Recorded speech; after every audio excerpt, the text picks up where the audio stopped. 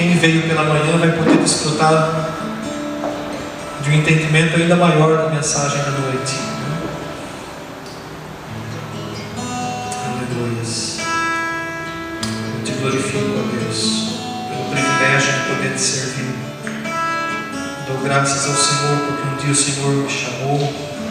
Cada um de nós aqui, um dia o Senhor nos chamou. Um dia o Senhor tocou o nosso coração, a nossa alma, gerou em nós a fé salvadora, e nós pudemos dizer sim ao teu chamado. Porque o Senhor fez tudo por nós, nos amou primeiro, nos atraiu a ti.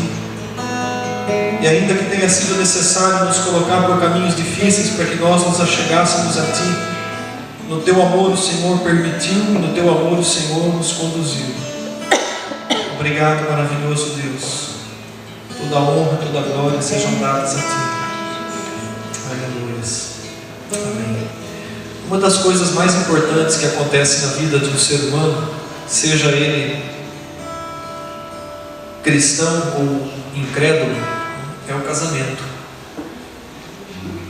O casamento é uma coisa que é importante tanto na vida daqueles que creem em Deus, que têm compromisso com Deus, quanto na vida daqueles que não creem, são incrédulos, não têm noção de relacionamento com Deus. Nós vemos que as pessoas sofrem por causa de buscar um casamento, de buscar uma companhia.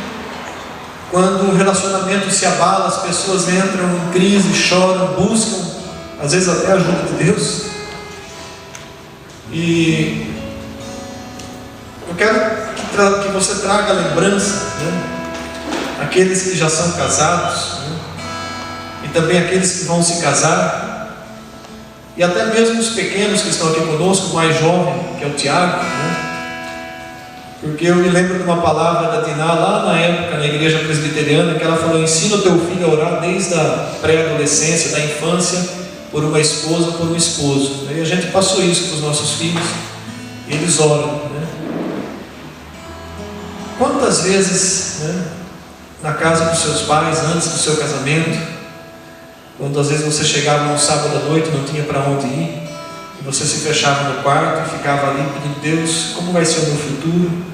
O Senhor vai preparar para mim uma pessoa onde eu possa desfrutar da alegria de formar uma família, de realizar um amor, de desfrutar de um amor verdadeiramente em todo o sentido da palavra.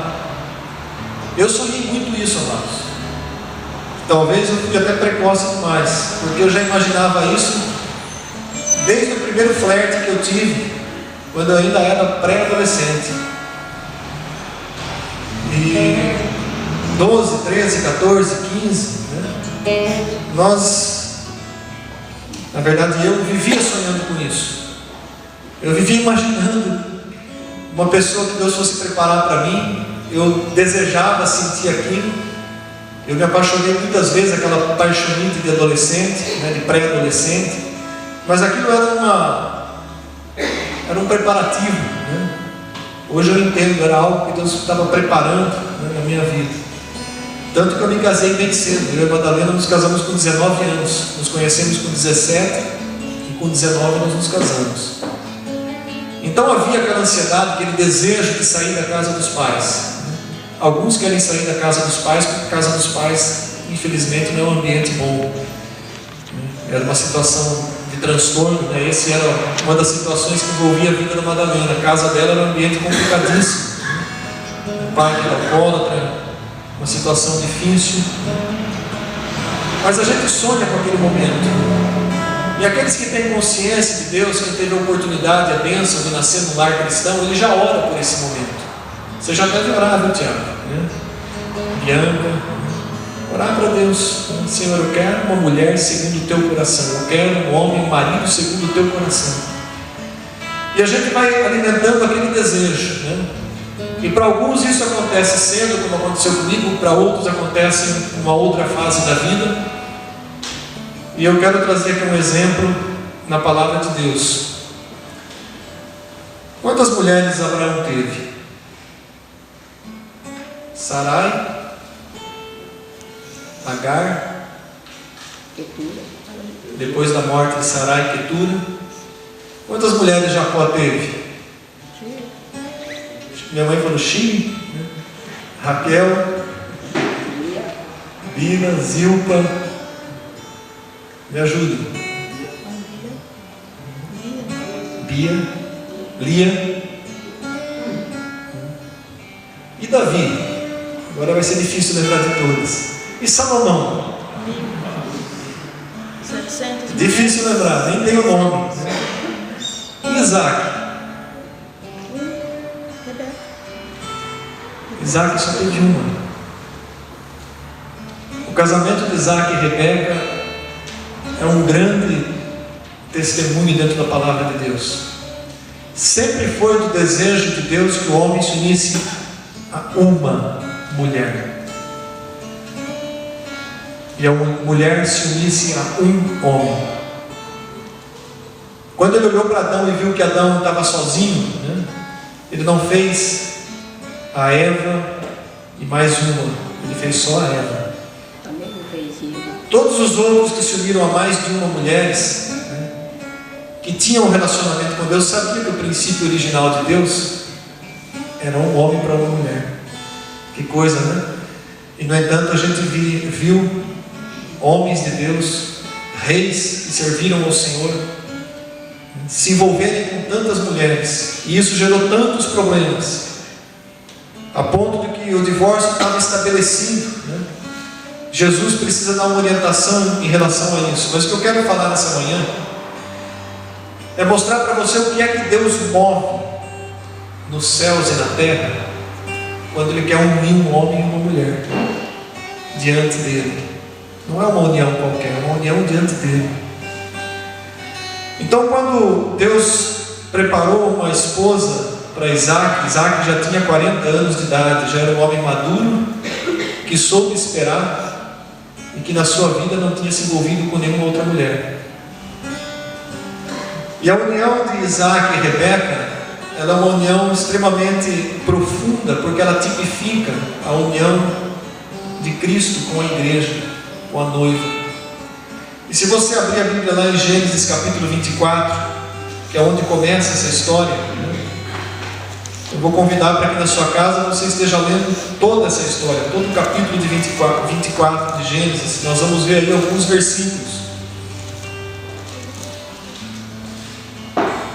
O capítulo inteiro fala dessa união. Olha que coisa tremenda, O pai Abraão deseja uma mulher para o seu filho. Ele vê que seu filho está maduro. Certamente Isaac já tinha compartilhado com o pai o desejo de ter uma esposa, de ter uma família. E Abraão chama o servo mais antigo da sua casa, Eliezer, e faz esse servo prometer para ele que iria lá na sua terra, na sua parentela, buscar uma mulher do seu povo para ser esposa para o seu filho. Abraão não queria qualquer coisa para o seu filho. Como um pai zeloso, ele queria para o seu filho uma mulher que tivesse antecedentes, que tivesse uma história, que cresceu numa família que ele conhecia. E Eliezer diz assim para Abraão: mas pode ser que eu chegue lá e a moça não queira me seguir, e aí como é que eu faço? Então aí você está desobrigado desse voto, dessa promessa. E aí tem toda uma circunstância, uma questão cultural, que havia um gesto em que, quando o homem estava fazendo um juramento para o outro que estava perto da sua morte, Abraão achava que ele ia durar pouco tempo, e durou bem mais. Então ele manda que esse homem colocasse as mãos por baixo da sua coxa, e fizesse um juramento.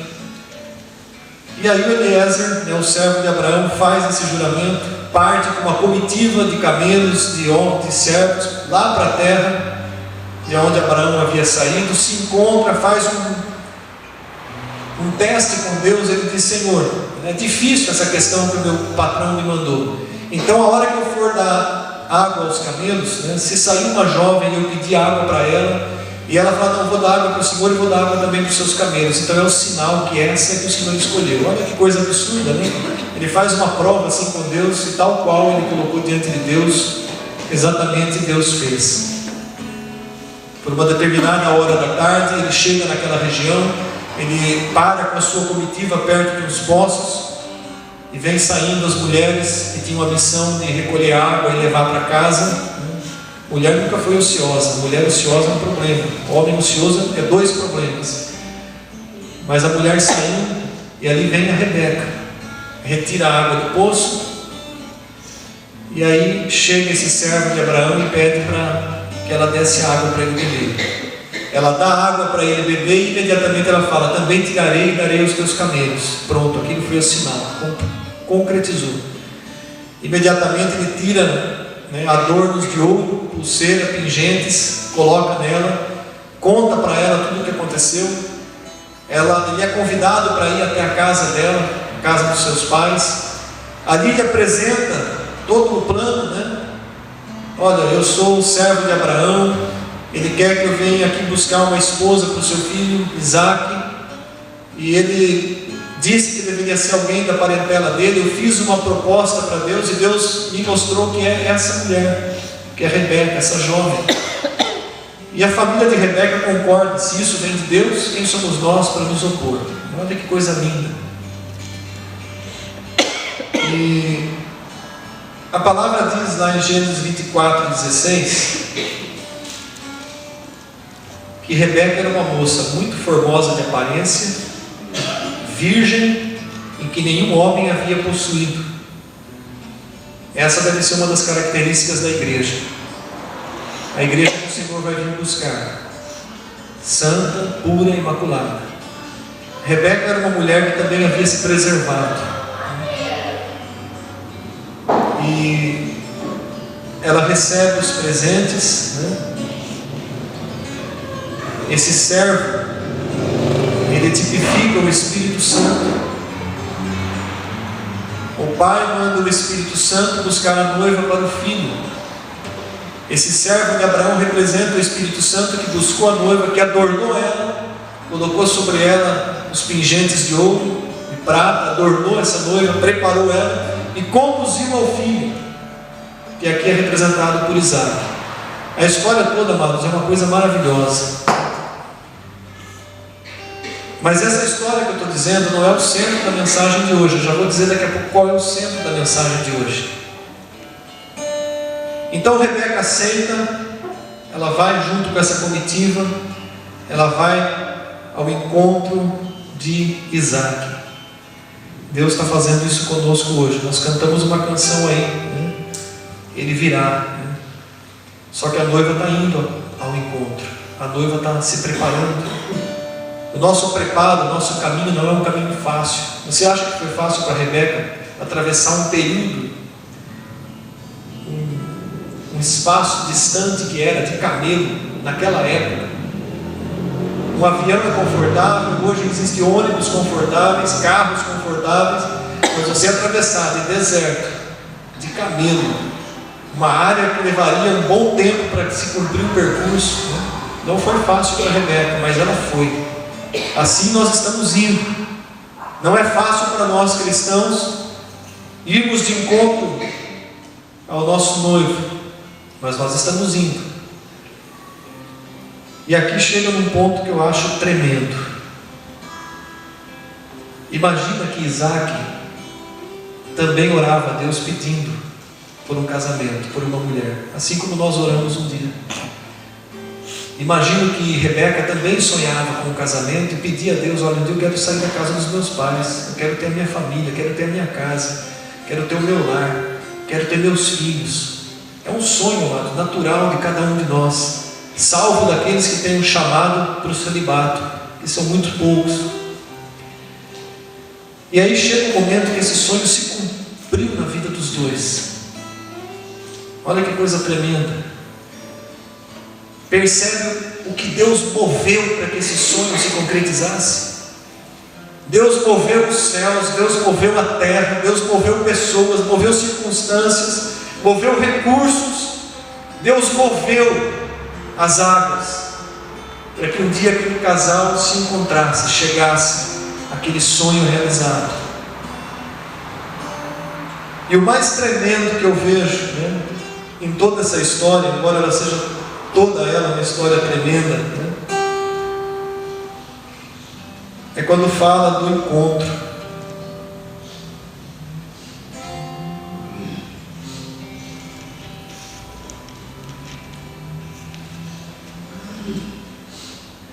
Está no versículo, a partir do versículo 60 até o 67.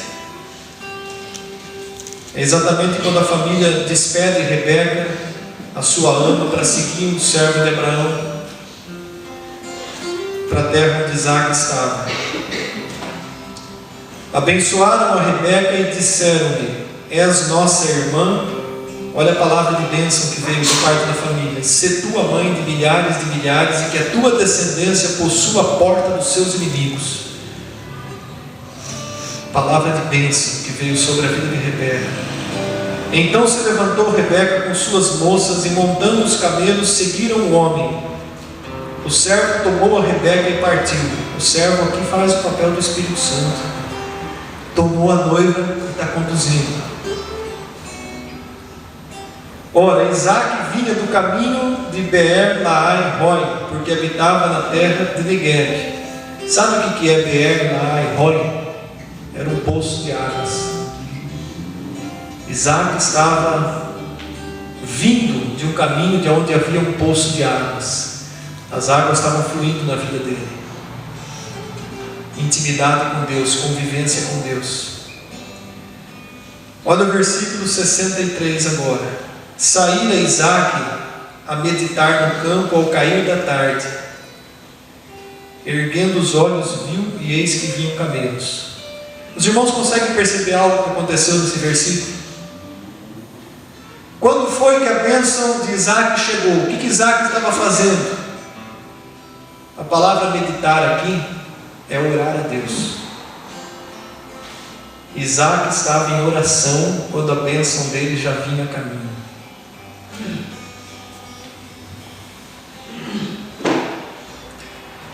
Às vezes a gente desiste de orar. A gente ora e esquece. A gente não persevera na oração. Às vezes a gente recebe a bênção pela qual nós tanto oramos e depois de um tempo a gente despreza a bênção. Isaac estava orando no campo no cair da tarde, quando ele termina a sua oração e ele olha para o horizonte e ele vê uma comitiva chegando.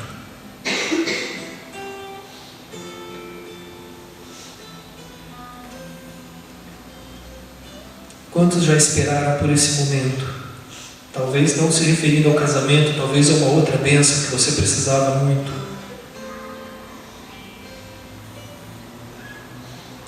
No mesmo instante,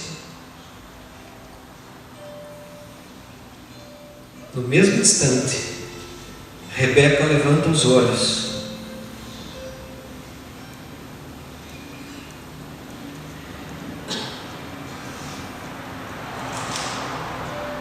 e vê Isaac chegando.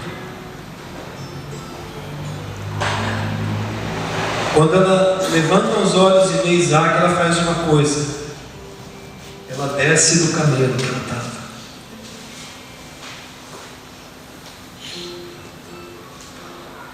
O camelo é um animal alto. Aquele encontro ela não poderia estar no lugar acima. Ela tinha que estar no mesmo nível.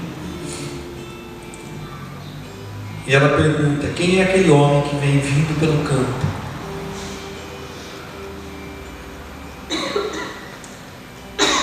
Ao nosso encontro.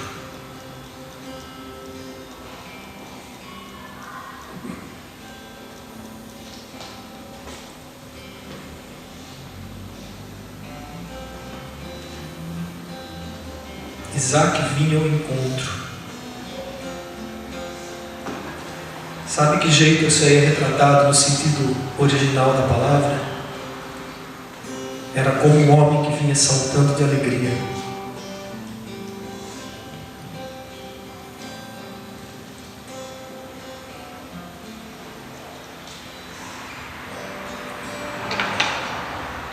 Para tomar posse da sua bênção, da sua prometida, da sua eleita. Sabe como Jesus vem vindo ao nosso encontro? Desse jeito.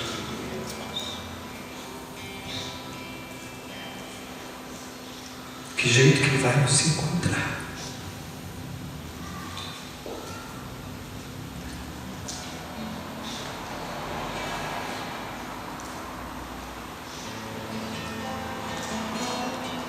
que jeito que está essa noiva?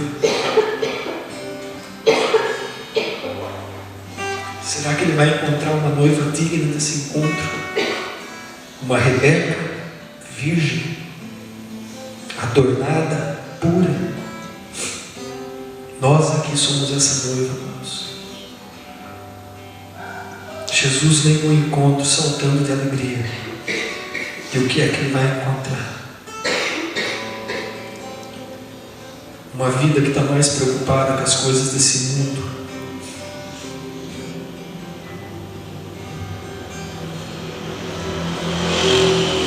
Uma igreja que está sendo tomada por um espírito de vaidade. O culto ao corpo tomou lugar ao culto a Deus. Uma noiva que se preocupa demais com lazer, com esportes. É essa Rebeca que Jesus vem encontrar?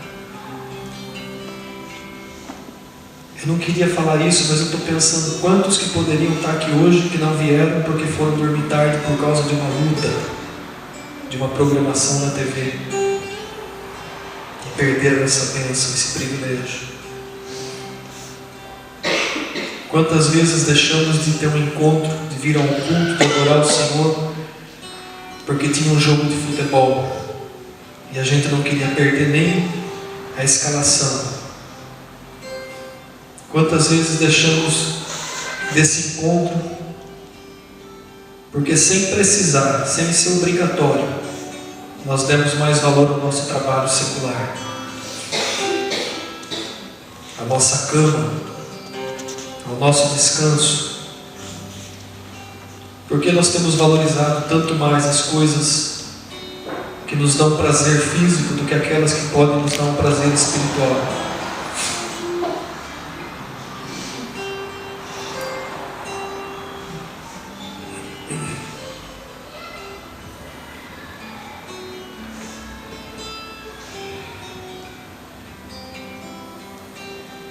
Quem é aquele homem que vem pelo campo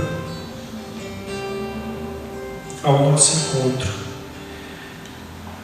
E o meu Senhor respondeu. É o meu Senhor respondeu. Então ela se cobriu com o véu.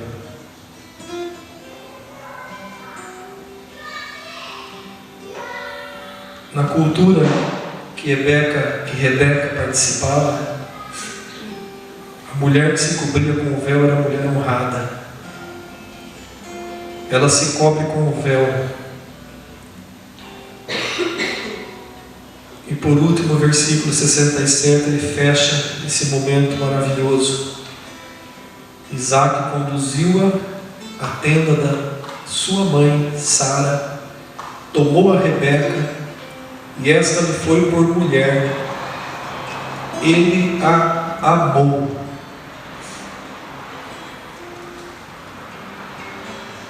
A Bíblia faz questão de frisar que a união de Isaac e Rebeca não foi somente uma união de corpos. O casamento se concretizava com a união de corpos. Aqui diz que ele a amou. Ágape. Amor incondicional. Isaac só teve uma mulher. Isaac a amou por toda a vida dele. E a gente olha para essa história e a gente traz para a nossa vida hoje.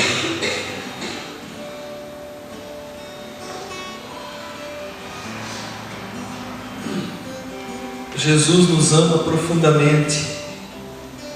E Ele deseja compartilhar desse amor conosco da mesma maneira que Isaac compartilhou esse amor com Rebeca.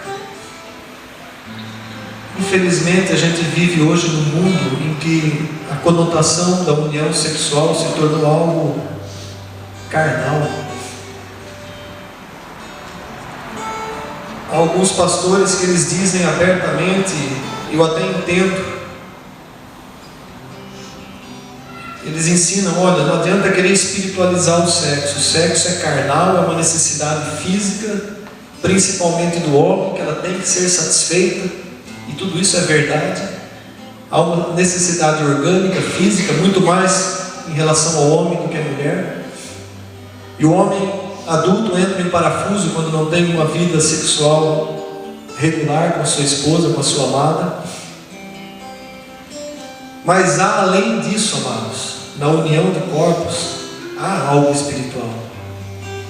Por isso que nós não podemos, nos unir com pessoas de corpos, Não devemos ter união além daquela a qual o Senhor nos concedeu. Por isso que o casamento é algo santo e separado. Por isso que um homem deve ter uma mulher e uma mulher deve ter um homem. Essa palavra, e ele amou, ela significa muito mais do que a união de corpos que houve ali entre Isaac e Rebeca. Houve uma união de alma. Houve amor. Não foi um casamento por negócios, não foi um casamento por atração física, por sensualidade, por vaidade do corpo. Não foi um casamento em que ele olhou para ela e ficou encantado com toda a formosura dela, embora ela fosse extremamente formosa. Aliás, a aparência física é extremamente relativa. Nós envelhecemos, nós não mantemos a mesma beleza da juventude, e muito mais do que toda aparência física, é a riqueza da aparência da alma, do coração. E o amor é algo que não acontece no físico, ele acontece na alma. A expressão física, o ato físico é a expressão do que aconteceu no íntimo, no coração, na alma. Isso é o amor. As pessoas falam de uma maneira vulgar, fazer amor. Não, você está fazendo sexo. Você faz amor quando há uma expressão íntima da alma. Então a união de corpos, ela reflete aquilo que existe no coração. Então, com um filho de Deus, com uma filha de Deus, a união física ela tem sim também um sentido de união espiritual. Por isso que a palavra diz que nós somos uma só carne. Não dá mais, Deus não vê mais como dois, Ele vê como um. Paulo fala sobre o casamento e depois ele conclui dizendo: mas eu estou me referindo a isso como a união de Cristo com a sua igreja. Então, o que mais se aproxima para a gente compreender o que é a união de Cristo com a sua igreja, o que nós temos de mais próximos a nível de entendimento humano é o casamento.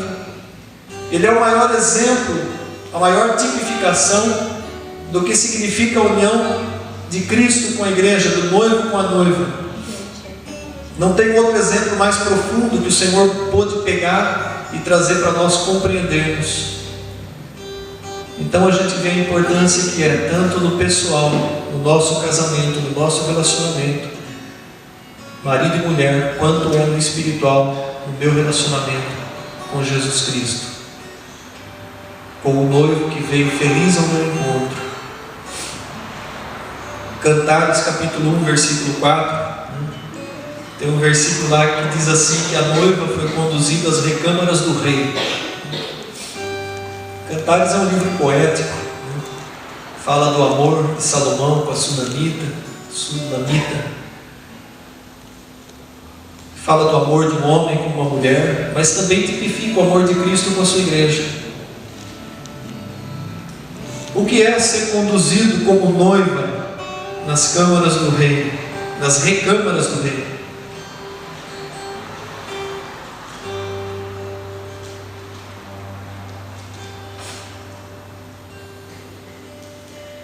Recâmaras é a palavra que a Bíblia usa para os quartos que eram usados para núpcias dos reis. Salomão teve recâmaras, ele teve muitas mulheres, mas o nosso Isaac tipifica melhor. Ser reconduzido às recâmaras do rei